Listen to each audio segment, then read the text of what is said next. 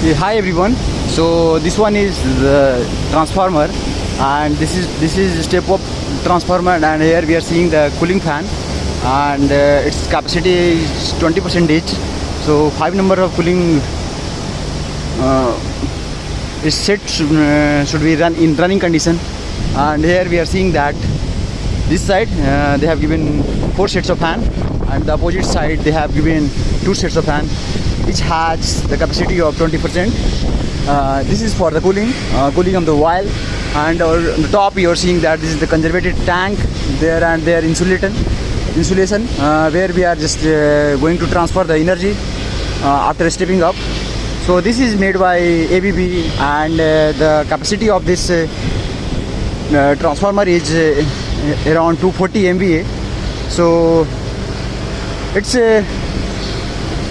positioned at location. This is kept as a standby transformer, and I know that whenever the requirement will come, the requirement will arise.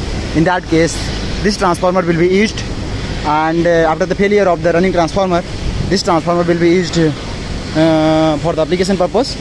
So here I am showing you from the side. The top you are seeing that the conservator tank is there, and in the background you are seeing that the boiler, and the boiler is of super critical nature, and it's because it's running above the critical pressure. So that is very important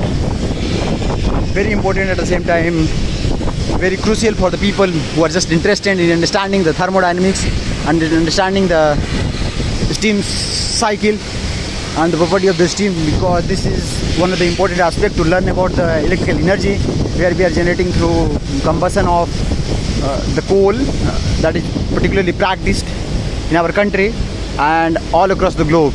So very handy information for everyone.